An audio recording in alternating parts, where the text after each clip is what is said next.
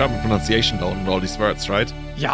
You don't do the American thing where they go like, yeah, kindergarten, Porsche. Okay, if you ever say that like at the immigration bureau or something, like that's gonna be really weird.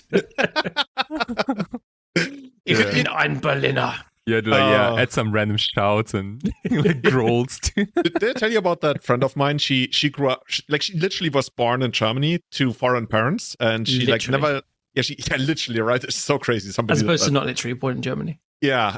Sorry, go on. Figuratively born in Germany. I guess there are a lot of people out there who think of themselves like that. Yeah, anyway. So she's been here for like 30-something years, and like she literally only speaks German, and doesn't even speak like her parents' native language because they never taught her. So she's like, to herself, she's 100% German. I mean, she really is. And at some point she was like, yeah, I might as well get citizenship, right? So she signs up for all the things that you have to do to get citizenship because she didn't really get it like as a child, which I guess she could have done. Anyway, so she goes to the foreigner's office and they look at her and like they hand her the papers, and the first conversation is like, do you speak German? She's like, yeah, really, only that, nothing else. She's like, okay. we can probably like expedite this or something. Anyway, guys, what have you been up to? We usually start out these shows without a proper plan, but this time we still only have show notes, right? Dude, I'm so bad at planning this. You know what my preparation for the show was? I was actually listening to Kai on, what's it called? The Better The Legacy Downtown podcast? Yeah, the downtown. Serum the Legacy Uphill podcast. The Uphill podcast. Everything is really hard there, right? Yeah, like they really struggle with like technology and everything. Like, oh no, this is not working. Oh, you're cutting out again. No, sorry, let's try again next time. Yeah, dude. Like the they Legacy never finish an episode. Yeah, Legacy Small Talk podcast. I didn't know they started like more than a year ago. Mm-hmm. Because I've been like devouring all the episodes. Like, dude, I'm kind of like just going back all the way from like episode 108, and now I'm at like 61 or something like that. Like you binge reverse drinking something. Yeah.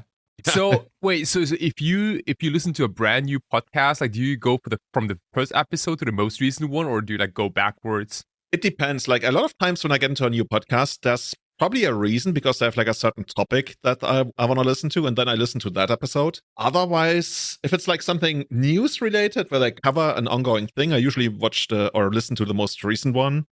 But yeah, it really depends. Okay. Yeah, I have to say, like, I skipped a little, like, you know, a few episodes here and there because like I focus on the episode where they had Curran, like Testacular as the guest, because I fucking love Curran. He's such a chill dude. But he was a guest there?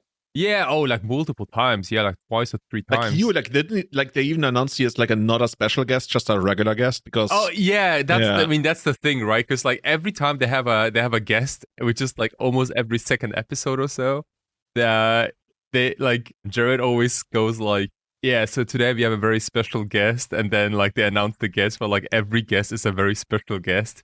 And it's the twist that he didn't even introduce you as a special guest. You were just a guest. Yeah, so I told the guy, dude, I talked to the guys right before the recordings. Like, dude, can you please not introduce your boy as a special guest? So like they say, okay, so today we have a very regular guest, vanilla guest. Who's actually hosting that? Because I know Romario does the podcast, right? Who else is on the show?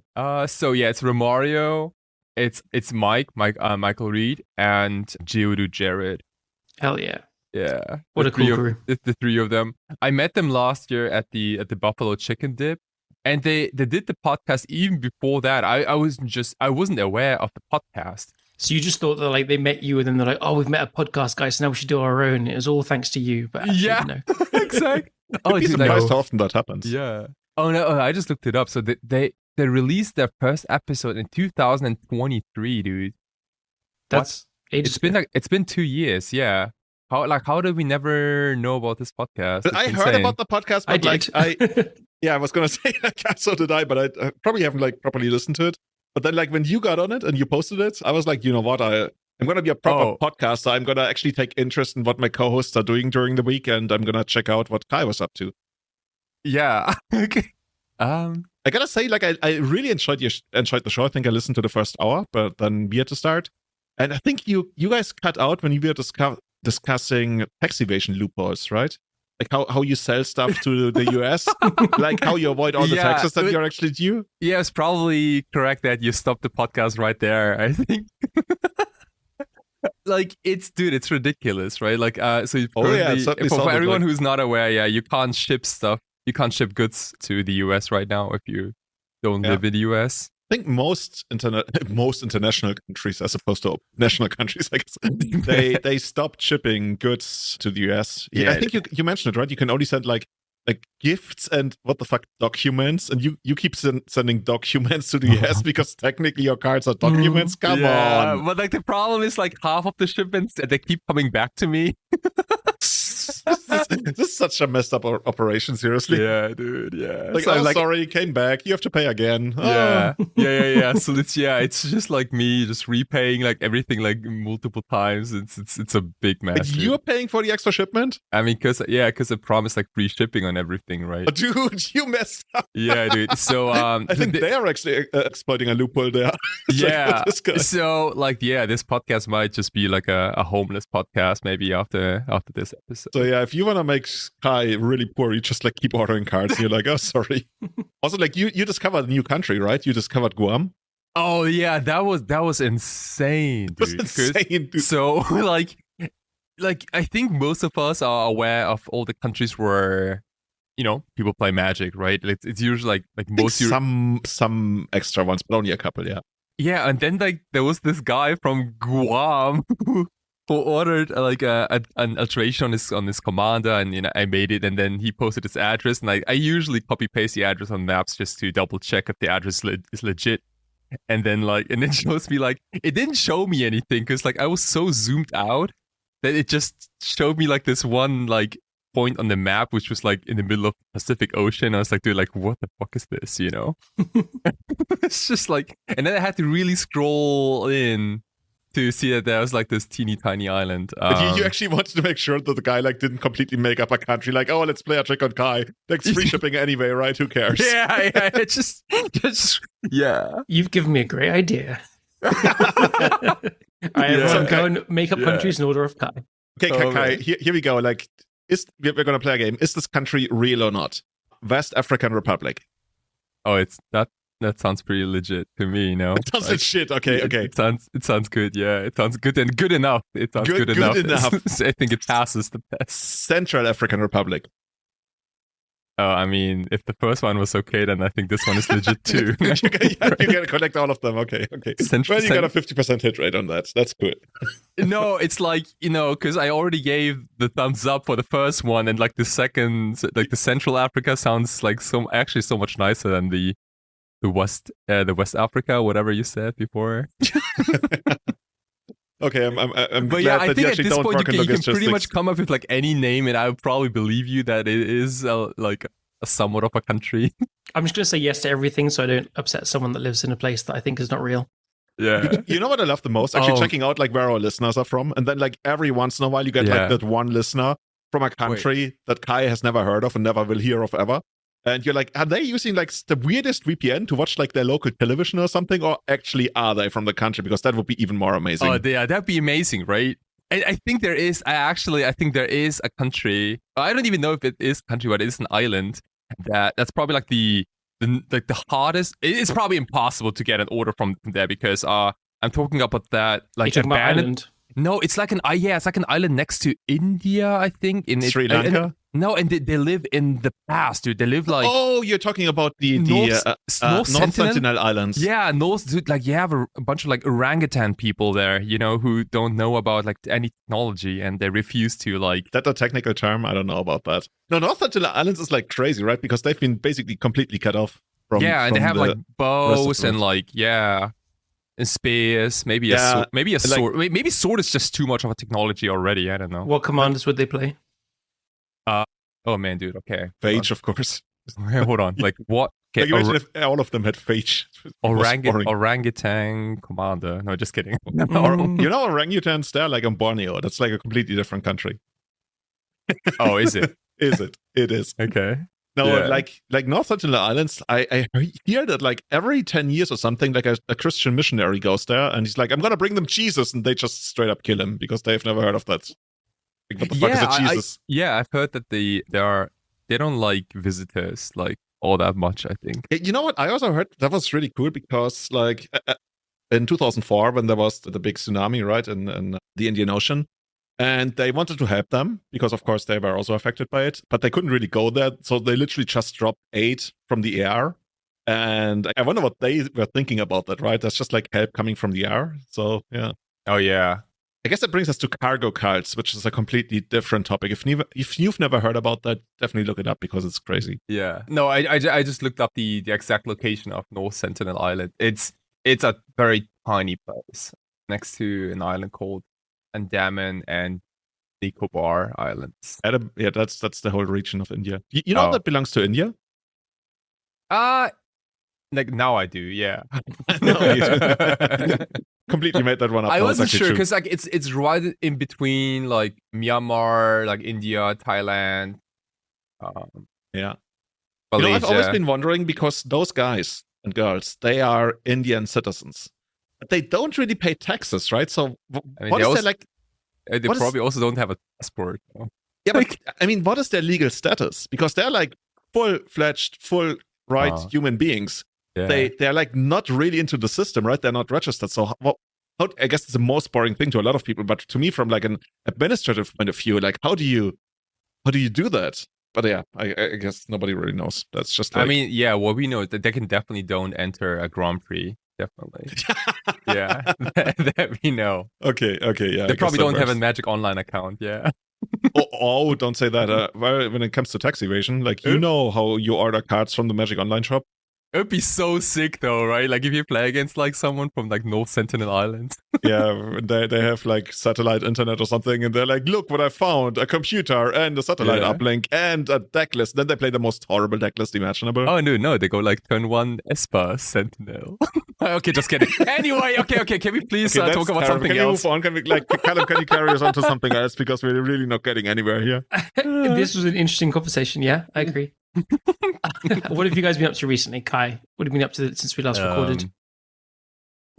So I was guest on that show on the Legacy Small Talk podcast with Romario and Jared, and we had So what you did for 2 weeks? It was just be on the show. Yeah, we did this for 2 weeks straight. We had like a casual like 2 hour plus conversation about like everything but Magic, I think. Yeah, I noticed that. Like, you guys started out and I was like, this podcast sounds a lot like our podcast. And that's why I was enjoying it so much. Yeah, except that we didn't go through deck lists, I think. Like, honestly, like, that's the worst. Like, I think that the 3 cardinal sins of podcasts are reading out deck lists that everybody knows to like 95% anyway, going through every single round of a tournament report where like everybody shuts off between even game 1 of the first round.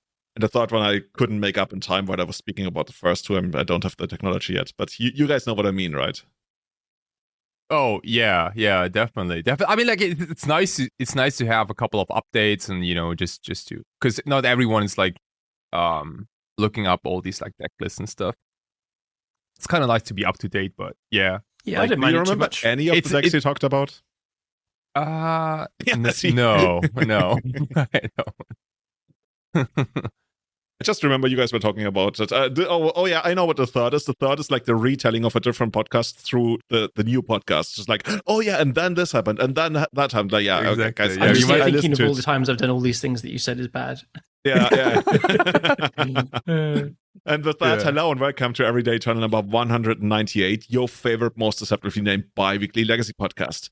If you want to support the running of the show directly, you can support us on patreon.com/everydayeternal. By the way, guys, did you know that 198 is the least interesting number?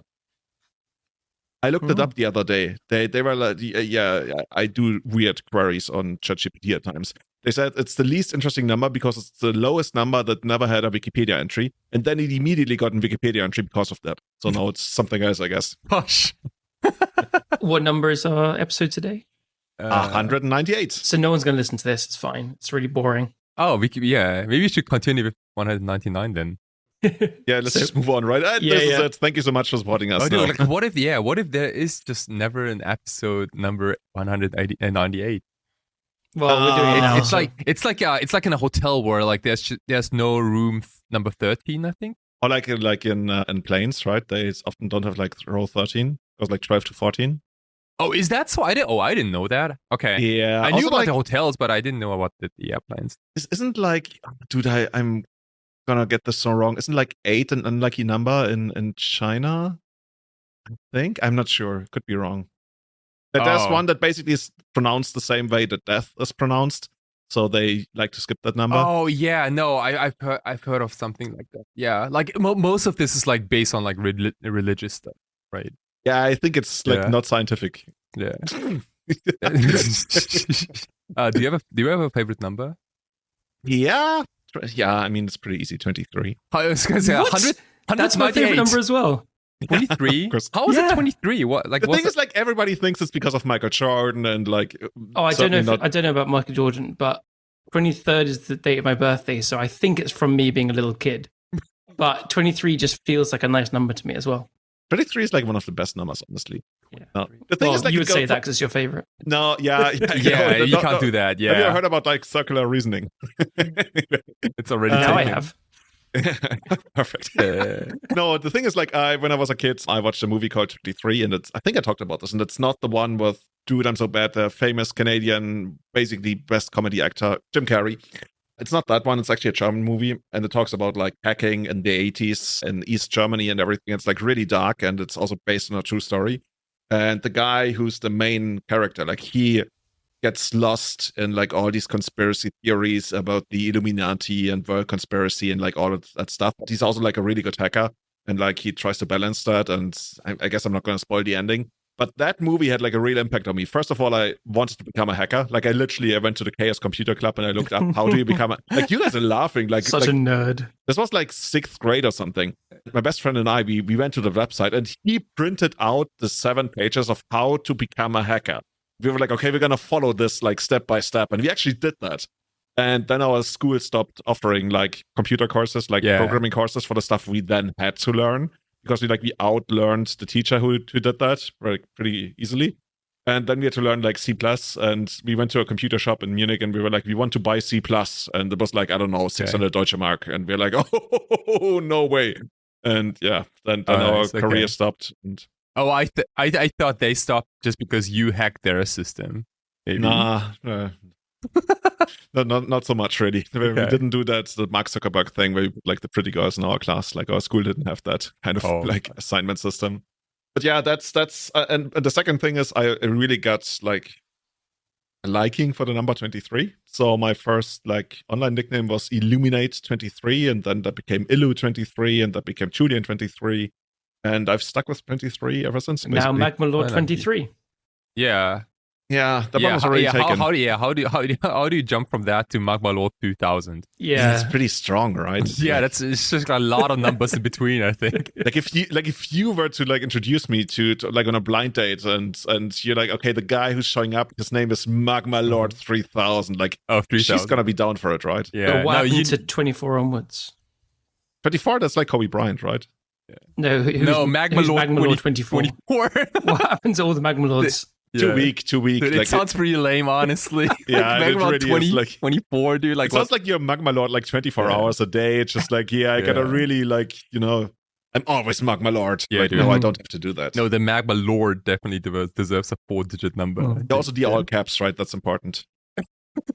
So speaking of magma and hot things and red, Julian, what have you been up to recently? You've been playing some red magic, right? Nice I've transition. Been called out, dude. Like I think every once in a while we post our show to Reddit, and one of the guys was actually like, "Yeah, I really, really like the podcast. And like, this is the kind of vibe I want. Except, it would be even better if Julian started playing Legacy again. Like, dude, you're putting me on the spot." I saw the call out, and I was like, you know what, fair. Like, he has no idea what he's talking about. Like that, I took that one personally. Like, going back to my turn, I guess. No, I already had like the tournament lined up anyway. I played Legacy at Bob's, which is like a tournament in Munich. I had no idea, but somebody messaged me on WhatsApp. And they were like, this is, we're playing Legacy at Bob's. I'm like, I'm down, whatever. Let's do it. Who's Bob? I don't care. I have no idea who Bob is. We just like went to a place and played a Legacy tournament. And there's one coming up in 2 weeks or something, so I gotta go there again. And I did play my trusty painter that... By now, I've been playing Painter for 3 years. Can you imagine? That's fast. Yeah, it's gone That's a fast. long time, yeah. It's actually crazy, not gonna lie, because like Elves is very much playable, and I thought I was gonna play it a lot and stream it a lot and everything, but then I just kind of got hooked on Painter again, and it's been working really well. And I posted the list. It's really nothing special. I also posted it on the Everyday Eternal Discord. That the biggest thing, so first of all, it's a mono red one, but the biggest thing for me is put the card in the sideboard that I thought I'd never put there. Come we did on, it, like. everyone. We got Julian to play a braid. Yeah, I got 2 copies of a braid, and I also have 2 copies of Disruptor Flute. Those are like 2 cards. Which Disruptor That's Flute? just like Which so- Disruptor Flute? this. Oh god, no. Are we gonna do all of this again? Dismember, Disruptor Flute, the Raptor Flute. Okay. No, those are like 4 sideboard slots, and you guys know how addicted I am to sideboard slots. And like me putting 4 cards into a sideboard that I've been trash talking for a long time, and in the case of a braid, basically ever since its release. But for as much as it pains me to say, Callum is right. Like, Yeah. fucking say- a say- braid. say it again, I say it get again. it. No, it sucks. It Yeah, you've been it there, right? sucks to admit. Yeah. Yeah. Every time. And this is where I switch and be like, actually, I cut the card. It sucks. So we go to the next level. sweet. No. But the thing is about a braid, like you really got me when you said it's really good for the blue-red Delver matchup, because not only does it respect Dragon Rage Chandler, but you also get to hit Courage Steelcutter. And I guess then it has like the random utility of bringing it in against people who still try to chalice you or something. Like it's there. And like blue-red Delver has always been like kind of a shaky matchup, I want to say, like never really bad, but also like, especially when they have like multiple meltdowns, it's horrible. Yeah. But thankfully these days they have like 0 to 1 meltdowns, I feel. It's pretty even. Like I would say Painter's like slightly favored by like 3-4% kind of wishy-washy. It's basically 50-50. Mhm. And then I found that I kept losing to Cory Steelcutter because it's a great card, obviously.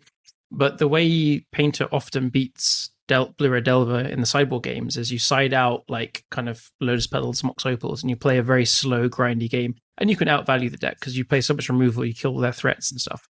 And then you can't play that game against Steelcutter. You have to become a combo deck again if you're not going to be able to kill Cory Steelcutter, because they just keep making monk tokens over and over again, and your 1-for-1 removal spells to kill the monks don't kill the Steelcutter. So you have to have some ways to kill the Steelcutters, and that's what the Abrade is for, to play a removal-based game instead. Yeah, it's also like really hard, right? Otherwise, like when they go wide, you still have like all your like 2/2s and 1/3s and stuff, but those guys have prowess. Like you can't even properly block them, so No. you gotta fight the Steelcutter. And Yeah. that's actually like what put me into the sideboard, and it was worth like the slot very much so. I was playing around with a white splash for what's it called, Portable Hull. That's another approach you could go for it. But they bring in their own, like they Brazen Borrow at end of turn and then make more monk tokens and stuff. It doesn't really work, I think. No. Sorry. Yeah. Yeah. It's also like an artifact, right? Yeah. So dice to Yeah. meltdown, get their thing back, cast the second spell after the meltdown, kill you. Yeah. Yeah.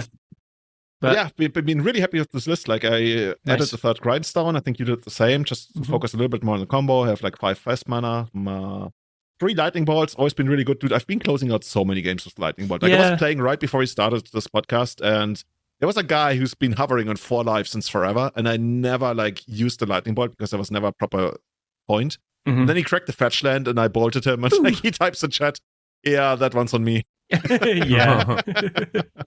Yeah, it definitely happens. I feel like the deck wins with damage like a bit less than it used to because the format is faster, or you need to like combo more, but it still happens. And it's, I don't know. I mean, as we just discussed about Delver, I make so many deck building decisions to Dragon Rage Chandler because if you don't, you die to that card.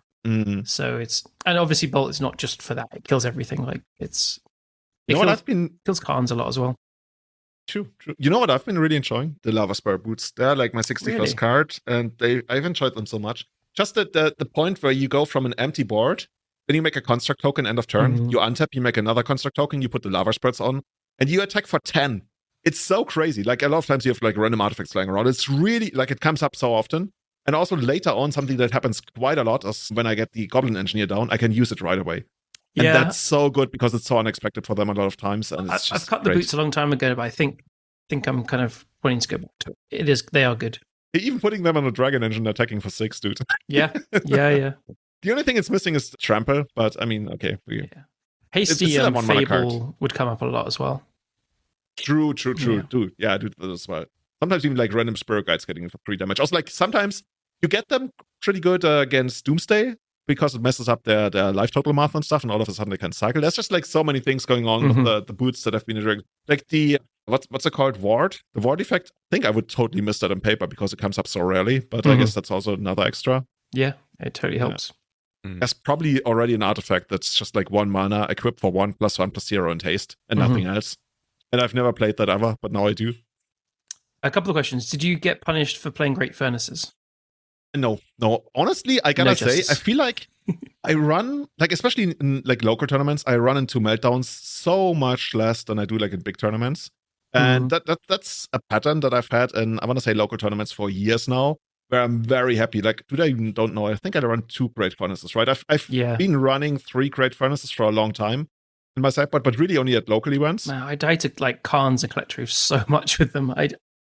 Collector Roof. That's a good one. I hate the cards so much. And then I see everyone doing well with it. And I'm like, I'm just going to put 1 back in. I just always draw it against the Khans and Collector Roofs every time. I'm like, God, if I could just cast my spells, I'd be fine. I sided out all my artifacts, but I've got this one stupid of the big fucking things land. is like turning on the Mox Opals on turn 1 even. That happens quite a bit. And it's so good, so good.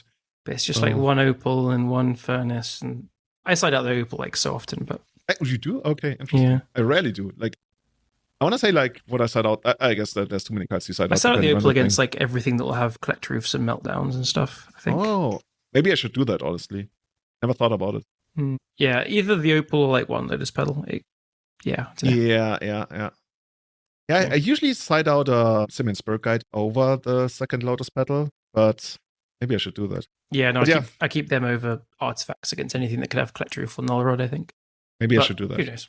You're winning and I'm middling, so... Well, I didn't win this tournament, though, but it was really cool because it's kind of funny, right? I hadn't played a lot of tournaments in Munich. I've played a lot of tournaments in Freising over the years, but Munich not so much. But this time we went to Bob's, and I saw some familiar faces and also some guys I had never, ever seen before. And that was kind of cool. I always find that exciting. Yeah. And also, like, you also run to people who, like, you don't know them and they don't know you. So you get to know somebody you like really new, which was kind of cool because that actually happened in the first round. I played against a guy. He played lands, and I don't know. Magus of the Moon is pretty good against lands. Not gonna lie, like he got me pretty good. Like it's you know how those works, right? Oh, by the way, we go into replaying every single round. No, I guess we shouldn't do that. But yeah, I've been enjoying the lands matchup. Unless they have turn 1 Exploration or Mox Diamond. And I think he had it once, but the other times he got that. But like really cool guy, got to talk a lot about cameras. Then second round, I played against the organizer of the event on Blue-Red Jalva. And that's basically the round where I felt like, oh yeah, Bright has really earned its spot in the sideboard. Nice. Just because like we had so many back and forth things going on. And otherwise I would have needed to use my removal on some of the other creatures. And yeah, I've been pretty happy about it, Bright. By the way, our match was actually recorded and put on YouTube, and I haven't looked at it yet because I was totally like, I knew the match was recorded, but I didn't know that also like all of our conversation has been recorded and put there, so I have no idea what we talked about. We talk about how silly me and Kai are. Yeah, in Germany. I guess Kai can. Anyway, so I won that round as well. Third round I played against a friend of mine on Maverick. Like he's been playing Maverick, but like I often still think of myself as the Maverick guy because, you know, I've been pushing the deck as not in the same way that like guys like Dukes have been pushing it, but ever since the deck has been created, I was like, yeah, this is a great deck and it's a great playing experience. But yeah, third round I played against Armin, who is and has always been our local Maverick guy for 10 years now, I want to say, something like that. I had a pretty big back and forth, and in the third game, I was like, dude, I know that Maverick has this tendency, right? 2-color decks, they always have this tendency to go overboard with their dual lands and with their like non-basic lands because they want all these extra cool things. And I think he might even splash black, I'm not sure. But yeah, I was just like, you know what? Mulligan to 6, turn 1, Magus of the Moon. And it was GG. Yeah. I think he started out like, okay, Dryad Arbor Go, and then only played Mountains from there. And yeah. Oh, wow. Dryad Arbor Go is like... God, why is he playing Mountains in his green-white deck? What an idiot. God. Yeah, exactly right. Who would ever do that? It just feels so stupid when you do that. Like when you throw... I think I even had to go like turn 1, Mountain, Spirit Guide, Magus of the Moon, and Mulligan to 6. And I did that, and I just told him, you know, I'm either going to win now or I'm going to lose now. But I like the spot. it's funny. I've done that tons of times as well. It seems like it's always game 3 and it auto wins. Like you have these really interesting back and forth game 1 and 2. So then game 3, you just do that. And it's like, okay, well, this is a shit end to it. Fucking nerd. Yeah. But then you also like, you sit there and a lot of times you just sit there like on 2 lands and you can't even cast anything. Yeah, like, yeah. You draw this... like Phyrexian Dragon Engine and Chaos Defiler and like... Exactly. You're like, I only need to draw like 2 lands and the game is over. But like if he ever finds like its basic something, like it's gonna be over for him. Oh, but you'd always draw 2 sagas in a row before the changes as well. You're like, yeah, sweet. Dude, the changes are so good, right? Yeah. Especially like these situations where you get the saga down and you already can make the constructs and then you get the Magos down. Yeah, I've literally only had that come up once and I lost that game to 2 Barragoyfs, but it like the fact that you can play it as a land that taps a mana has been huge whenever I've had it. Like really... It's no longer a Lotus Petal, it's actually like a Lotus. Like a Mox Ruby, right? Kinda. Or a mountain, they call it. Yeah. Yeah, okay, that's the best way to put it. But yeah, so 4th round, I played against Anton. I think we actually took the draw, but we still played it out for practice. And he was on blue-black tempo. And I think I got there in 2 games, but there was something about the match that I wanted to mention. Oh yeah, so blue-black tempo. Look at my deck list. How do you sideboard? Like, just tell me what you bring in against blue-black tempo. You don't need to tell me what you take out. Let me just pull up your list again, sorry. Oh, closed paying attention. No. God list. Against blue at tempo, I would bring in the Abrades. I'd bring in the Furies. I'd bring in the Hearses. Yeah, sounds good. 1, 2, 3, 4. Yeah, those 6 cards. It probably was bad and I didn't bring in the Furies. Or maybe I did. I think I might have actually. Consider the Needle. No, yeah, that's what I want to talk about. Okay, tell me about Needle. Because why do you want a Needle? So I actually... At Eternal Mania, I went and had to ask a judge, can you needle Kaito so you can't ninjutsu it as well? And you can. Yeah. I would consider it for Kaito, but like I didn't end up bringing it in against Blue when I played it. Because you can, like, it shuts off ninjutsu and its abilities, right? Yeah. Oh, that's sick. Holy fucking shit, I came to the conclusion that it's still a 4-mana 3/4, like, that has hexproof on their turn, and that's not good enough for me to use a card on because I have Furies and Blasts and board presence and stuff and my own combo to ignore it. So I didn't bring a Needle because I think Kaito is only good when they're at parity. It can be okay, and it's very good when they're ahead. But I feel like the deck can not have them be ahead. So, but that's interesting. But isn't that like a great spot where you want to bring a card in, like when you're behind? Like I don't want to bring cards in when I'm already ahead. Like I kind of want to have like as many cards that turn the game, like in my favor. I just don't. I think that makes sense. Having a card like Pith and Needle that's contingent on you being behind is not where I want to be bringing in a card. Like because I don't think the deck. Okay, because you don't want to wait until you're behind and then cast it. Yeah. This kind of so bad. I'm never behind. What am I supposed to do? Yeah, I should probably just lean back and just wait until I'm behind, and then I can cast my Pith and Needle. You also have 6 blasts. You do that in Mario Kart World, by the way, but that's a completely different story. You also have like 6 blasts to kill Kaito. I know you can't like kill it when ninjutsu's in that turn. Yeah, it gets 8. You get 1 activation. You can also very reasonably like they're licensed hearses and. Like the Graveyard Hate can make the Goyf smaller, so you can bolt and fury them and stuff. Like you can play for the board and then attack it as well. So it's not a card that scares me enough to bring in a card that's like for it, and then it's still like a bad creature, it's still a creature. That's where I fell. Okay. Just as a very quick note, I've got a little dog behind me that's like playing with the ball. So if you can you hear? Yeah, sorry. Are you really hungry? No. What's his name? She's called Binky. Binky, loving it. She's like the family dog, and she's on holiday with me for 2 weeks. So she's decided right now is when she wants to play with her ball, and she's throwing it against the walls and on the bed and stuff. There we go. Cool. So, dude, Needle, it's kind of funny you bring up Kaito because that's like the third factor that I even like remotely considered. I actually had 2 other factors that led me to bring in Needle. Yeah, exactly. Tamio and the second one. So Tamio already was like, dude, the card is so annoying to me because I don't really want to spend removal on it, but when you do, it also like doesn't always work out, and you also don't want to wait until they flip it and everything. So it felt like Needle was a good way to deal with all the Tamios, right? Because they still get the clue tokens, but whatever, and also that like as soon as they brainstorm, it flips itself, and then it's also useless. It's like I'm not very scared of the clue tokens, I gotta say, because they're just like so clunky. But the flip Tamio, I famously, like, I want to say like 10 episodes ago, I was like, how often does it really ultimate? Like, yeah. It does. Yeah, it really does. But it doesn't that much. Like, again, but also because you spend a lot of resources and blasts. Like, I was gonna say, right? Because you fight so hard to stop it from doing that, and you can fight that. But you do. Yeah. So I brought it in for that, but also another thing, because I was thinking about like blue-red tempo specifically, like not the reanimated version, but blue-black tempo. How do they actually deal with your constructs? Because they can make baroglyphs, but also once you get like big constructs, like what's their plan? They've got like a couple of borrows, right? Yeah, brazen borrow, right? But that's not that great unless like they. I've kind of found that like if they just have a play baroglyph in turn 3, it often is bigger than constructs. It's kind of harder to get it. I don't know. Like the thing is that you've got one needle in the deck, and you don't really want to engineer for it, and so you can get the needle off the saga by that time you've made the 2 constructs already. So like you can't name the wasteland that they would have used already. So the needle is not bad to bring in, but you know what? This is really interesting because when I played against Blue-Black Tempo at Telmania in ELM, I ummed and ahed over it for ages. That's where I even, like, as I said, got up and went and asked the judge that I can definitely name the ninjutsu, which I was sure I could, but just worth checking.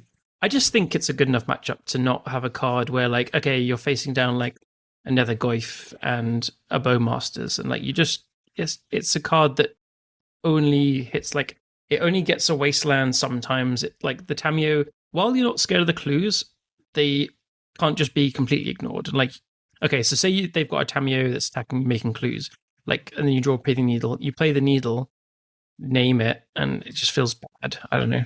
I like it. But that's also like, you still haven't mentioned why I want to bring it in.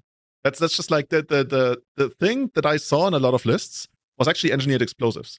Okay. Because I saw that a lot of them, they had like 2 copies of engineered explosives in the sideboard, because I was thinking about like, how does this deck like deal with classic dilemma of, you know, blue-black decks? Like, how do I deal with like enchantments, artifacts, and all that kind of stuff, like technically bounce, and that's usually it, unless there's this new black thing that destroys enchantments, right? That makes you lose life or something. I think they just attack you with Goyfs. That's the other one. Yeah. But yeah, I brought it in mainly because of Tamio, because I never really wanted to think about Tamio all that much. Yeah. And I was like, I didn't want to think about additional copies of Tamio once I had dealt with the first one and everything. But the second factor being like engineered explosives. And actually I got them, and I got them really good when I made the second token. And then I resolved Needle, and then I resolved Saga, and got Needle and engineered explosives that was already on the board, naming engineered explosives. That felt good. Because I felt like now, like, it takes a lot of work to actually get rid of the constructs. That's fair. Yeah. Biggest thing though for me is still Tamio, but yeah, I'm on the fence. Like, that's what I want to hear your opinion. It's not like, oh yeah, you gotta bring in Needle. No, it's really close. Like, you make fine arguments, and I think I'm gonna stick to my guns, but it's not bad. It's like the kind of card where it also depends what you want to bring out, right? If you have, so I want to bring in the 2 Hearses, the 2 Furies, and the 2 Abrades. The Abrades are not great, but it kills Nullrod and Douthie Voidwalker, whatever they might have. It also kills engineering explosives. True, it's true. Yeah, it could though. Like, Abrade is not great, but it's fine. And then, so I would be looking to board out like probably a Mox Opal or a Lotus Petal, one of them. I'd board out Chaos Defiler. No, I wouldn't board out the Defiler. Oh, I would totally side out Chaos Defiler. I would probably also side out all the Baldars. That's already 5 cards. Oh, sure. That is approach that I do. Yeah, I'm forgetting it's like the Bowmasters and stuff. Because I often don't mind siding out like a Grindstone as well. Yeah, in that matchup I also side out and maybe even the Lava Spur Boots. Yeah. I could see that, but maybe I probably want to keep them, but I could be wrong on that. That's already a lot of slots that you can fill at that point. Yeah. So yeah, we played it out for experience. I won that one. Then the last round, the last round was actually kind of weird. We were like the top 4. There was going to be a top 4 cut, and all the top 4 players could just draw. So we just literally drew and played out the quarterfinals. And oh, dude, it was kind of funny. I told you about how there were like a lot of new faces and like a lot of old guys that I've played with for literally 20 years at that point. Yeah, the 4 guys who've been there since the Saberschule in Munich. We were at the top 4. We played it out, and I played against, I don't want to say it, but I lost. I lost pretty handedly. Jess guy? Jeskai? Yeah, we did it. Dude, no way, dude. Like mono 3 drop Jeskai. So Julian, if you want to drop off your collection at Kai's house soon, we can get it. Yeah, and then he's gonna ship all of it to Guam or something. Like, No, to North Sentinel Islands. Yeah, North Sentinel Island. The new. You know what? I love this. Playing Painter. As you're losing, like in the last game, you're losing the match. I bet you're thinking, God, Kai and Callum are gonna make fun of me so much. Yeah, nice, dude. Yeah, dude. Like, don't worry, we're gonna buy a bunch of Teferis for you. But I literally was thinking about that, and part of the reason was that I was like, okay, it's not that bad because it's like not the kind of Jeskai we make fun of all the time. It was actually the Jeskai Wizards, I want to say. That it's not as bad as we like to make fun of.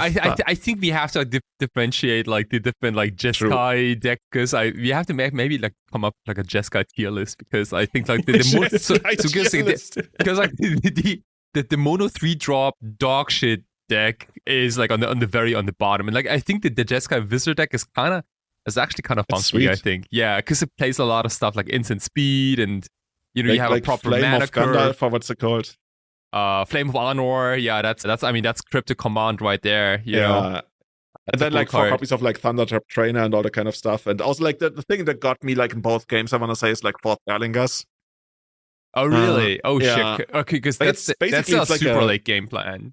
Yeah. Actually, it wasn't that late game. Like he literally just did it like on turn 2 and got turn 3, I want to say, got the Hierarch. No, the Monarch, and I barely just couldn't get it back because like he got to a point where he was like, do I attack for the 2 extra points of damage that I don't really need, and then I get punished if Julian has like 3 copies or something of Lightning Bolt, and I had 2 copies of Lightning Bolt, so I could like if he attacked for the extra points of damage, I could have stolen back the Monarchy and probably kept it until the end of the game. And he was like so close to doing it, but then he didn't. And we talked about it later on. It's so funny, right? You guys, you know me, you've played against me all the time. And some people, but really not everybody, like some people, they tell me, oh, dude, you play so many mind games. Like, you try to throw me off so much. Like, you thought this out, like, what you were going to say and everything. Like, no, like, really not. Like, nope. Not at all. No, so, just BB Boo Boo Gaga. Yeah, exactly, right? I just, like, try to talk. And, like, I try to shit talk, but, like, never with the intention of throwing off. It's just, like, to keep me entertained. Some people, they tell me like, you're doing that to like, I don't know, get an advantage. Like, no, I just like enjoy the game and like I like trash talking. And like when you trash talk back and like we have this great game, just like don't sit like we played like as if we were friends, but also like we are very competent at what we're doing. So and then he told me, but you said that like when I asked whether you have like 3 lightning bolts, I said I have 5, and he was like. He just had a laugh about it, and then we went on. After the game, he told me, oh, when you said that you have 5 lightning bolts, oh, that made me think and everything. Like, really? Wait. Like, what did you expect, dude? Like, we talked about it later on. Yeah. It was just like so crazy to me because I never thought that like that's actually like, I guess people can, like when I was really grindy, like a really, I don't know, card market, whatever scene, like people told me like you came to the table and you had that aura of, oh, I'm going to win and you're going to lose. And that's just like what's going to be. And like, I guess I can see that. But the thing about like thinking, when I say the stupidest stuff that I say that to throw you off, like not at all. Also, like I'm a firm believer in that whole thing of like, whatever I say at the table shouldn't really matter to you at all. Because like, you know, from like, I don't know, game theory or whatever, information theory, like whatever I say, like there's no way for you to tell whether that's true or false, unless you want to get into like psychology. And I guess if you want to, be my guest, try. But like whatever I say shouldn't have an impact on which kind of play you're gonna make. So I'm very comfortable, and a lot of times, like I lie a lot of times at the table, but you'd be surprised how many times I actually tell you the truth when you ask me what I got in hand. And I just, that's funny to me because it doesn't matter. Like to you, it literally doesn't matter. Unless I guess I give you a card that you never thought about, but I don't know. Like I usually try to avoid naming a card I have in hand, but if you ask me for it, I will sometimes say yes, sometimes say no, and like it doesn't matter what I have in hand. Because it shouldn't matter to you. And if you try to draw conclusions from it, sometimes you will fail, sometimes you will win. So in the end, it balances out. So that's just like why I guess people call it shit talking. I just like having fun. I mean, like also like you are not the one who asked the question, right? Like you just gave like a random answer. Oh, I ask a lot of questions. Oh, you asked it. Wait, hold on. You asked the questions. Okay. No. In this situation, he asked me, and I just said I had 5 lightning bolts, and he said, "Oh, that actually mattered to him." Like.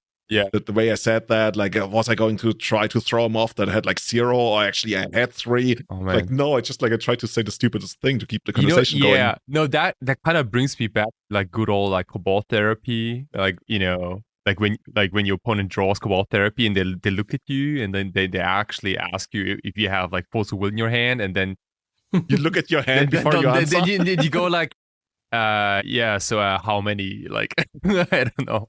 Oh. It's weird, right? Because like not a lot of Magic players are good at bluffing, I think. Or honestly, bluffing is like totally overrated. They're just like so unprepared if someone asks like a question like that. Like, do you have Force of Will? Cabal Therapy would always get like people that weren't expecting it. So whenever I was playing a blue deck with forces and stuff, or Brainstorm or Days, whatever, if I'm playing against a deck that could have Cabal Therapy, I know from turn one I decide what my reaction is going to be. Like it's a constant process of like, if they play Cabal Therapy, am I going to be brainstorming a force in response? If I'm not, I'm prepared to like say resolve straight away, basically.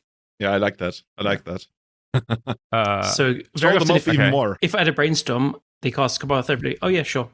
Like say it instantly, and they don't often think you don't have it. I mean that I like. Yeah. You should like. I mean it's actually the worst, right? Like if you take Cabal Therapy and then you think for a second and then say resolves, then duh, you're gonna name brainstorm, right? But the thing is, like, if you know that they give you a lot of credit, then you can also just like mess with them for fun, because you know that they know that you know the game, right? And it's kind of funny, right?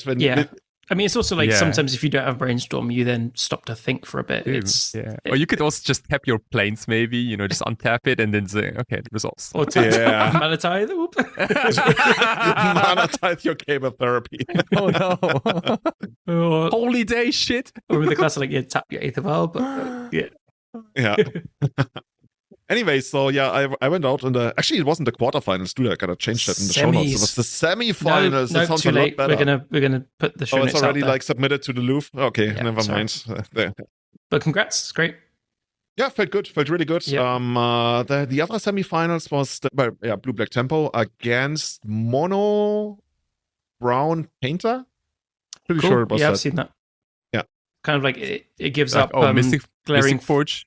Not Forge. Yeah, like Forge Painter? Like not that crazy. It was like more like a mid-range deck without like that super crazy combos. Like I actually didn't get to see a lot of it, but it certainly wasn't like the traditional Mystic Forge deck. Usually they it's playing New Tezzeret to get Grindstone, and then plays Grim Monolith and stuff to untap it and play the combo faster. But it doesn't play Glaring Fleshraker because you turn everything in color, so it doesn't trigger. And Mystic Forge is you can cast colorless spells and artifacts, so Painter turns off the colorless spells. So it usually doesn't play those two cards. Okay, that's it. It's really fun playing against Painter, against like Fleshraker and Mystic Forge, and they're like, "Why are my cards working?" I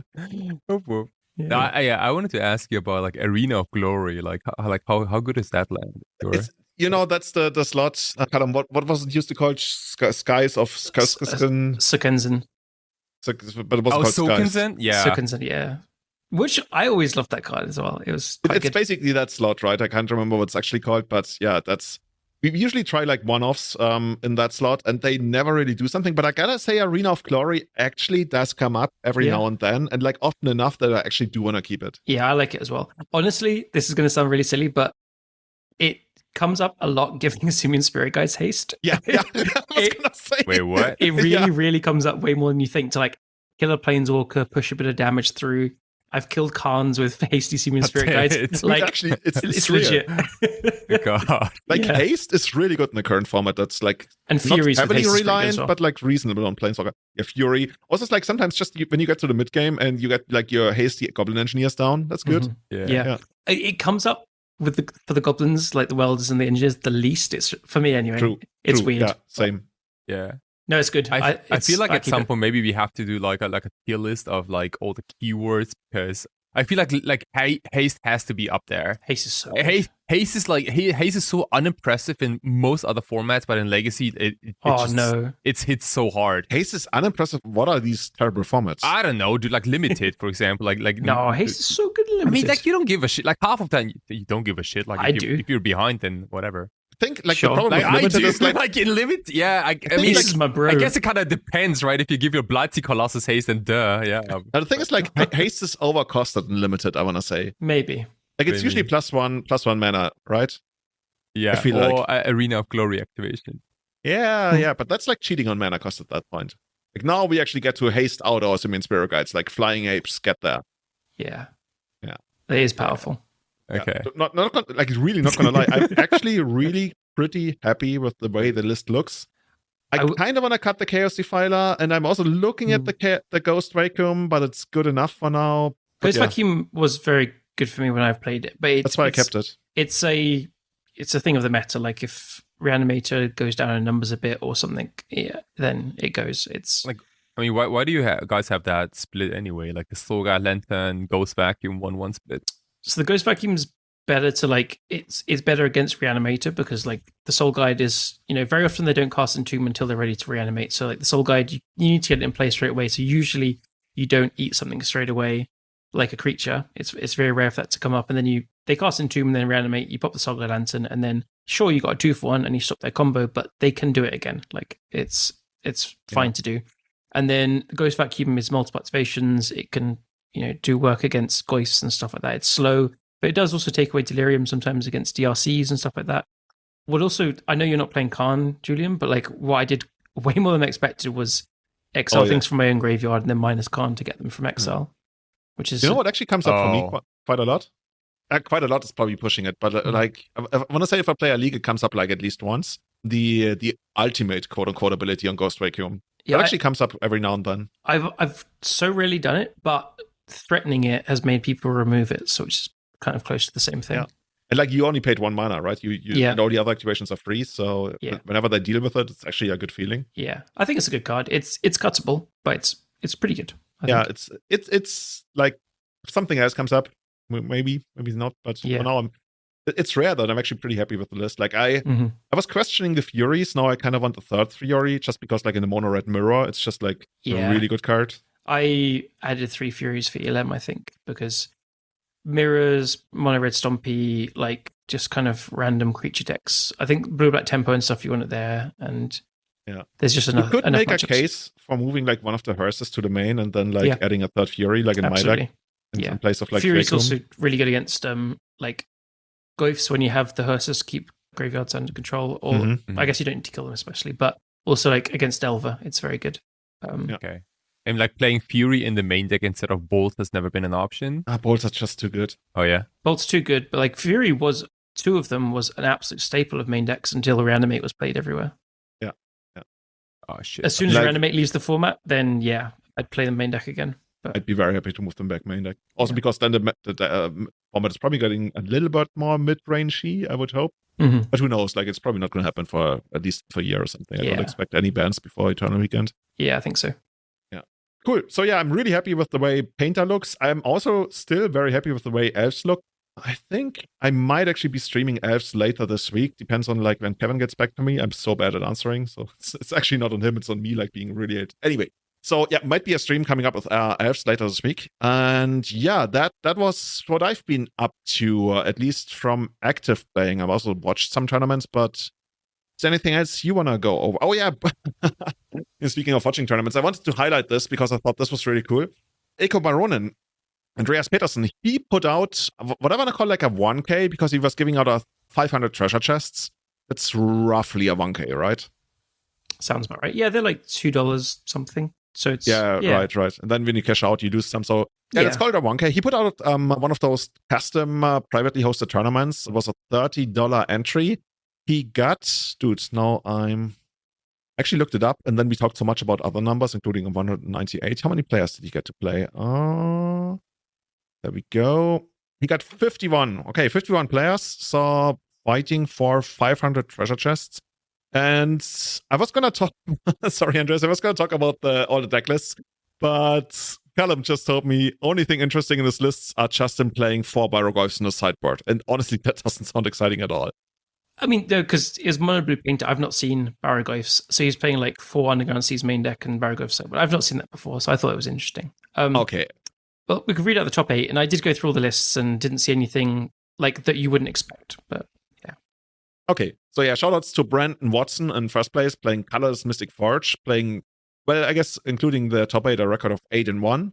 Then Timo Bertram on Arts of Death and Access with Yorion, of course. That is with Aether Vial and Stoneforge Mystic, which was, I guess, kind of interesting these days because those decks can be all over the place. Yeah, they can not play Vial and Stoneforge. It's like black white just shitters. I call it. honestly, like, when is Stoneforge gonna die? Like, when is the format actually gonna get rid of that card? Never. Like people playing Snapcaster and Wizards. Also like the equipments like you get these days, like they have so much like passive text.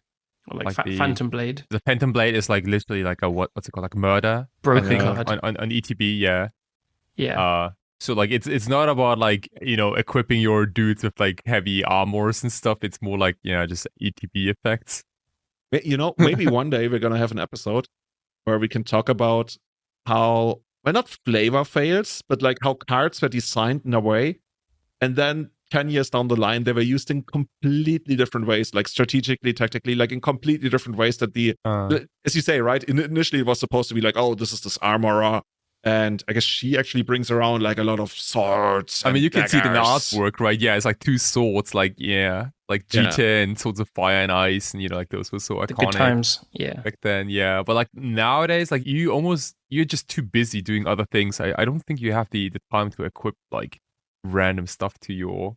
Yeah, because the creatures are already so powerful, right? Like it's... Like, I get if you want to, like, put a Sword of Fire and Ice on, let's say, like, a shitty Phyrexian Revoker, because it's just a 2-1. But, like, if you're, I don't know... It used to be a vintage play. Yeah. Like, oh, yeah? Yeah, like, Phyrexian Revoker picking up Sword of Fire and Ice, that was, like, a big thing in vintage. Like, 15 years ago. Wait, are you kidding me? Yeah. Yeah. Like, what did you name it? What did you name the Revoker? Like Black Lotus and Mox and stuff. Yeah. Dude, you've been playing vintage, like, for a long time. Yeah. Like, Time Vault, everything. Oh, gotcha. Okay. Because it says non-land. Like, for a second, I was like, okay, it's like, because you can't name Bazaar back that. Yeah. Like, okay, so, like, what do you do? Yeah. But anyway, like, I mean, like, if you look at the Overlord of Baelmerk, for example, Orcish Bowmaster, like, those are, like, legit threats, like, sort of. It's just they're delayed by a turn, but also, like, you get to play Demonic Tutor for them, but the Demonic Tutor can be bolted and everything, but it's still, like, +1. Yeah, anyway. Yeah, not my kind of magic, but I see why it has always been successful. It's also Blink, right? Like it kind of looks like a modern deck that became Legacy-esque. Yeah, well, that's the difference. Is like that is a modern deck, and then like Jamie, our friend, has been playing like this Blink deck as well, but he doesn't play Aether and Stoneforge. So that is a clear split, I think. Yeah, like I don't know how you guys feel about this, but like I'm personally more like a fan of just taking a deck from a stronger format and putting that into a weaker format. You know, for example, I don't like taking a PO deck, putting that into Legacy instead of. I want to say, like, historically, that doesn't work very well. I saw people doing this in Legacy before Modern, though. What do you mean? This kind of like black-white blinking stuff. Oh, yeah, they did it in Modern first, right? No, well, I didn't see it that way around. It's about the same time when Overlord of the Baelmerk came out, like, maybe a month after or so. It wasn't an immediate thing in Modern at all. And because it's the deck, like, everyone loves to make fun of like white creature decks, right? It's just how Magic players go. Like, all the grinders are like, oh, I wouldn't be dared seeing that. And then it kept doing well in Modern, and everyone was like, is it actually good? Are we sure? And then they kept making fun of it, and then it kept doing well, and then like all the streamers started playing it, and it kept doing well in tournaments, and like, oh shit, this deck's actually good. And you know what? It keeps doing pretty well in Legacy as well. We like to shit on it, but it is quite good. I know there was an episode like a few months ago where I said I think it's actually pretty good, and this is like a continuation of it, and it keeps doing okay. Yeah, I think it has like most like polarized matchups, right? Like I think like matchups where it's like really good, and then like matchups that you can probably almost skip because they're just so bad for you if you're on Death and Taxes or like on Force of Blink. I'm just like so biased because like historically we've always been saying black-white is the worst color combination in all of Magic, and this is just New Age Dead Guy. Yeah, but that guy also at some point like splashed green kinda ish, and I was like that. If you say Dead Guy, they're gonna think of just straight black-white. I think. That's true. Yeah. That guy Ale. Yeah. Good old like. Okay. Stoneforge. Good old Chris Bakula. Anyway. Yeah. We gotta get him on the show someday, by the way. Yeah, I haven't seen him for a while, but that'd be sick. You would go to gigs in London together. Yeah. Anyway, so third place we got Justin Gennari. I am actually level 1 mono blue painter. Fourth place White Hufei on Reanimator. Fifth place Christian Sanchez on Reanimator. Sixth place Laurent Godon, I wanna say. Simic Cloud Post. Seventh place Michael Reed on Reanimator again, and an eighth place Cat Redspark on Mono Red Eldrazi. Is that like an Michael Eldrazi Reed is obstacle? Eureka from Legacy Sport Talk, by the way. Okay. Yeah. Eureka 422444422. 222 a lot of twos and a lot of fours. Yeah. Can he play like a lot of show and tell on Magic Online? No. He's like the ultimate like blue-black reanimator grinder. Blue-black combo. Like he does reanimator now, but he played like just Dark Ritual Doomsday Doomsday. 2, yeah. He's like one of the Cabal dudes, yeah. Yeah, he's Underground Sea man. Yeah.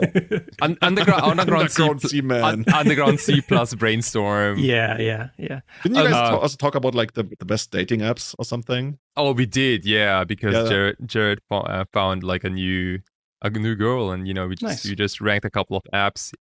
Yeah. I was just wondering, like, how well Underground Sea Man would go as a username. You've got lots of money, so probably quite well, I think. Yeah. Yeah, but then, like, Savannah Man shows up, like, nah, sorry. Shit, it's Tabernacle Man. Woo! Yes, Tabernacle. Yeah, you gotta pay the one, dude. Unless you get destroyed, nobody destroys Tabernacle Man. No one wants to date Days Man because he just makes you pay. Yeah. Sorry. Guys, have you ever played in one of those custom tournaments that somebody put on Magic Online?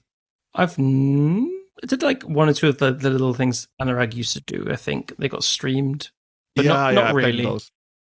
I actually played Esper in one of those, and I did really well. Cool. Esper is an amazing deck if you don't time out. Oh, what made you submit Esper? No, I think Esper is an amazing deck. I think it's the coolest deck, and I always like decks that make you feel like you have tons of options. And a lot of times those decks are terrible or like take too long. But Esper, I felt like it was really good, and like you had so many interactions and everything. Like you know the deck lists, right? They just like can go completely crazy, especially with Gilded Drake. So I was like, yeah, let's just like ship Esper, and I think I got like almost top 8, like 12th or something. I don't remember. It was a couple of years ago, but I like the deck a lot. Yeah, it was cool. Okay, cool. That's sick. Yeah. By the way, just a little thing is like when you see Simic Cloud Post, that is mono blue with Once Upon a Time. I just wanted to mention this deck because I think this is new. This is probably worth talking about because this is like a new deck. I honestly don't know like who came up with this. Like maybe it's Marcus. Like I would like to respond, or maybe it was Lucas Miaton from France. I think or maybe both of them combined. Maybe they did like. I think they saw the idea from someone else. I think I'm like 60% sure. I mean, this is like another one of those like we had this deck in Modern like mono blue Tron, and then we ported this idea into Legacy kind of thing. But oh my gosh, this deck is so good. Like I played against this like twice on stream, and I got like crushed. It's better than it looks, right? 0-2-0-2, yeah, straight up 0-2-0-2. So like if you look at this, it kind of has it all. Like it has like powerful like mana. It ramps pretty fast. Not as good because there's no crop rotation and no like maps. But you get a lot of mana and Chalice. Well, you could play Chalice in other ones, but then you don't have the crop rotation. You can play Chalice. Yeah, you have like so many like disruptive pieces, right? Like Chalice and Disruptive Flute, as your colorless disruption, and then like Force Will as your counter disruption. I'll just give like I won't read off a list card by card, but to give people a rough idea, it's like it's just because Julian said that earlier, it's a bad sign. But then talked about every single round of his tournament. It's it's abusing like really powerful lands. It's got Urza's Tower and Planar Nexus for that interaction. So that's between the two lands they make 4 mana. Then it's got 4 Cloud Posts and like 3 or 4 Glimmer Posts, and then Planar Nexus is also a post, so it's ramping like that. And Ancient Tombs, and then like some islands. So it's like it's blue, but then it also has some of the double face lands like Sink into Stupor. So it's kind of like it's a 2-color deck. It's like colorless and blue, but then you're playing Khan the Great Creators, Ugin of the Storms, One Rings, and Kozzet's Commands as like big mana payoffs. But then you also have enough blue for Force of Will, and you play Stock Up, which is pretty powerful when you're generating loads of mana.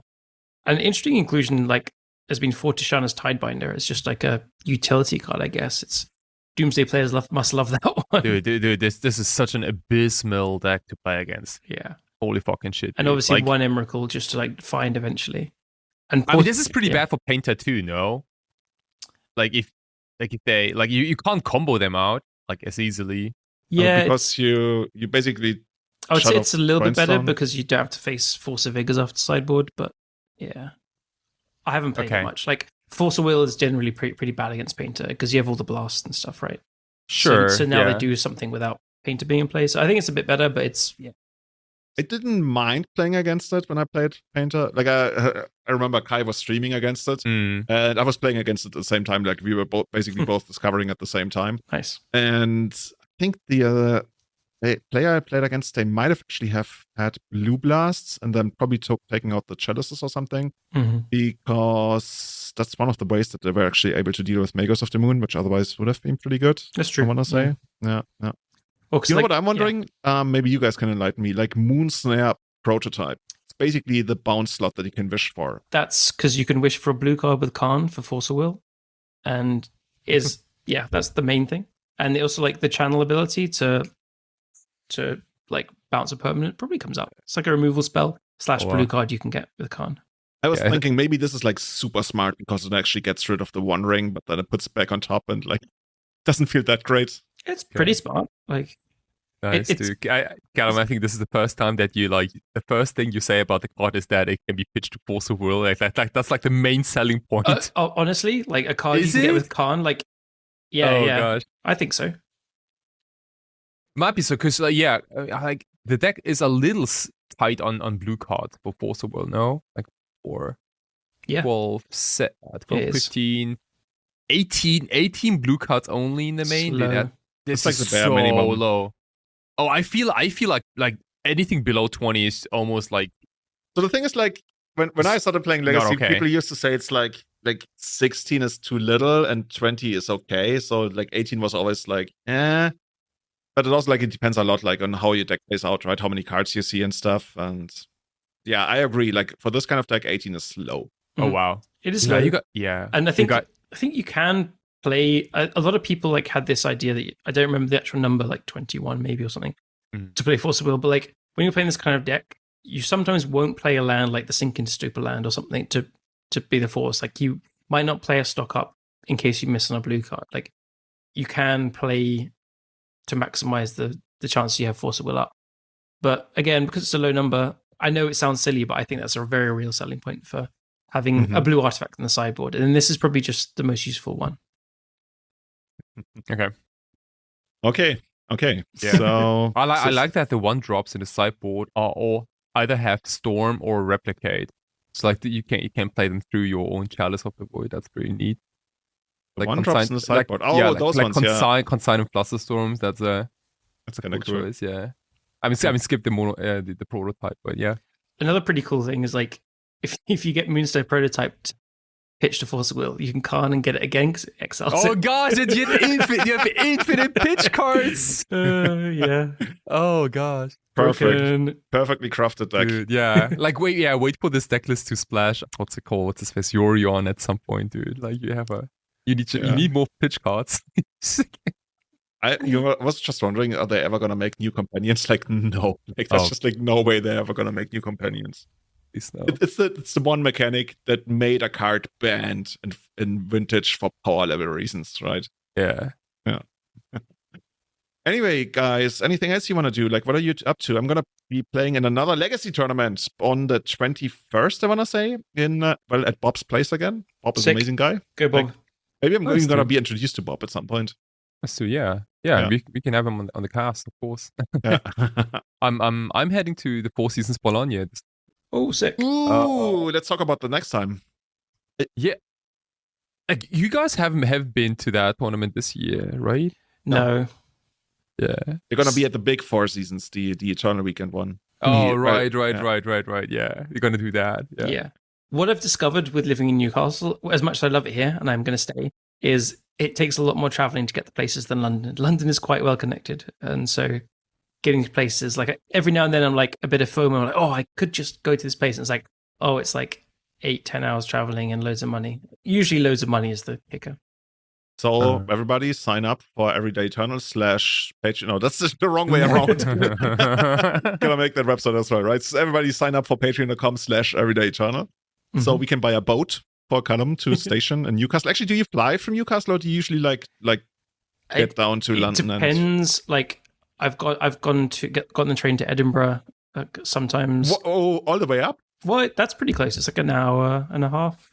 Oh, you could just like randomly go there and hang out in Edinburgh? Yeah, it costs like £10 on the train return. often to go to Edinburgh. I should move to Newcastle. I've been a few times. Yeah. Dude, I love Edinburgh. I love Scotland, I guess. I'm still in my honeymoon phase. I love being in Newcastle. I love it here, so I don't want to go anywhere else. And everyone's always, when are you coming back to London to visit? Like, no, I don't. Like, you guys got to come up to Newcastle, right? Yeah, I have had lots of friends visit. I saw Francis is here at the moment, actually. I saw him yesterday, which is cool. Say hello to Francis. Also, no, I was going to make the worst possible Oldcastle joke. It's like, wait until it turns into Oldcastle. But actually, the first time you announced that you were going to move to Newcastle, you said you're going to move there because it's a Newcastle. I was like, this is the stupidest joke. And then 2 weeks later, I learned, no, you were actually serious. You're actually moving to Newcastle. Yeah. I think I mentioned you should move to Bath because there's a bath. And it's just whatever, dude. I think at this point we know we should probably cut the episode. But hope everybody, hope you guys enjoyed what you heard. We're going to be playing a lot more Legacy. And also, I think we're going to talk about Pre-Modern coming up because there was also LobsterCon and we kind of wanted to work it into the show. But I think we want to dedicate a little bit more time to that because Pre-Modern is amazing. And we got to get you into Pre-Modern. Seriously, dude, what's wrong? Maybe next week out, just what am I supposed to say? 4 seasons plus Pre-Modern. I will, isn't there a Pre-Modern tournament at 4 seasons? I'm sure there is. Probably 5. Yeah. Probably 5. I might just pause for a bit and see what's up at the tables. Dude, at the most recent tournament, there was a guy called Frank Rofalos, and he played elves to the top 4. When you have that kind of name, how are you not destined to play elves, right? Okay. So you have to play a bridge deck, right? Savatari's bridge, I believe. Is it not? No, I can't do that. Yeah, no, because it means to bridge something. I don't even know if there are many bridges, but I could definitely try. Just Ford snaring bridge, let's go. Most amazing gameplay ever. That's the deck, that's and 56 lands, yeah. yeah. By the way, shout outs to the Duros crew before we shut this episode down for today. I listened to their podcast with Rich Shea about his win at LobsterCon, I want to say. And dude, Pre-Modern is deep, but when he talked about Enchantress and Pre-Modern, that was even deep. I don't know, I've always made fun of old school, I want to say, for being a little bit stupid and shallow and the gameplay not being very refined. But Pre-Modern, dude, this is something else. Pre-Modern is nothing. It's similar to really surprisingly deep, isn't it? Yeah, very much so. I guess it helps that you people usually don't kill you on turn 2 or something. Mm-hmm. Except for there was this Phyrexian Devourer deck. Anyway, but we'll talk about that on a different day. So everybody, thank you so much for tuning in. I'll see you again next time. And of course, if you want to support the running of the show directly and contribute to our boat funds, check out patreon.com/everydayeternal. Leave a review on Apple Podcasts, Spotify, or with your local library. So thank you so much, everybody who has been supporting us, especially our Eternal Witness tier supporters, Frank Coboli, Connor Clark, Kane, Colin Garassi, Alex Crow, Tim Everett, Testacular, Sebastian Holager, Sean Dewey, Stephen Bush, Jim Monolith, who I believe was also on the Duros Crew podcast, Cassandra Davis, Rachel Scherer. No, he was on the Legacy Small Talk podcast episode, I'm pretty sure. Yeah, he was, yeah. Tristan Mayshark, Tom Zischka, and Severin Schwarzhuber, and our top tier Grizzlebrand tier supporters, Evan Lazar, Tom Hepp, Harry Houdini MTG, Ian Seefeld, Joe Bannon, and Colonoscopy. By the way, we didn't do Demon of the Week, and I actually have a good one, but I think it's not my turn. Oh, go on. I haven't prepared. So wait, hold on. Yeah. Who picked the demon last week? I think I did. I think it might be my turn. No, because you picked that really old shitty demon that. Isn't it the whole idea? The one from Ice Age? No, that was a good one. No, because it has a killer artwork. Yeah. Okay. I don't know about the artwork of Dennison the demon. All right, I've got a demon of the week. This is my actual favorite demon. It's Demon of Death's Gate. Do you guys know this one? No. Okay. Demon of Death's Gate. So when Hogak was really good in Modern, I played this as a sideboard plan with a friend, and we called it Show and Demon because I also love the artwork and stuff. So it's a 9 mana with 6 and 3 black for a 9/9, flying trample, creature demon, obviously.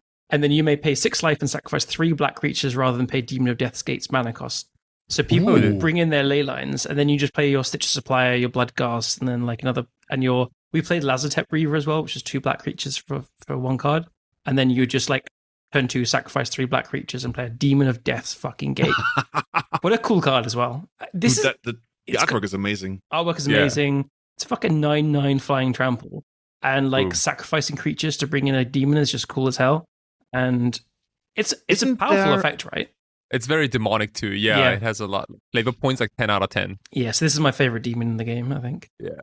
Dude, I think this reminds me of the I think there was like a golem or like some card from like I think it was like Onslaught or maybe like some older set like where you had to like sacrifice 3 clerics I think to bring it back. Oh, that's Sign of Darkness. Oh yeah. Was it that? Yeah. Let me Google it. Yeah, I think so. Of Darkness. It has a sick artwork too. Yeah. So a fun story with this is my family house has one of these under the floor somewhere because I dropped one in the floorboards. When Legions had just come out and it was like my favorite card I had and a friend dropped it and it fell through the floorboards. And I was so upset. Also, why the hell is that cycling? Why would anyone ever cycle a Sign of Darkness? Like, look at it. Probably because you gotta put like a ton. Right? Yeah. It's just... I mean, it's probably super good for reanimate, no? I guess. Yeah, you put this guy in a bin. Turn 3, cycle it. Turn 4, zombify. Let's go. Yeah. Isn't there like this 3-mana creature that puts like 3 0/1/0/1/0/1 creature tokens into play? I can see the artwork in front of me. It's from Ice Age. It's Sengye something, no? Like Sengye Arist. No. No, I think I know what you mean. I'm pretty sure it's from Ice Age. By the way, Kai, what you're thinking of, it's not on the Sign of Darkness that searches for it, but there's like a 1-mana 1/1 that can sacrifice clerics to go and get the Sign of Darkness.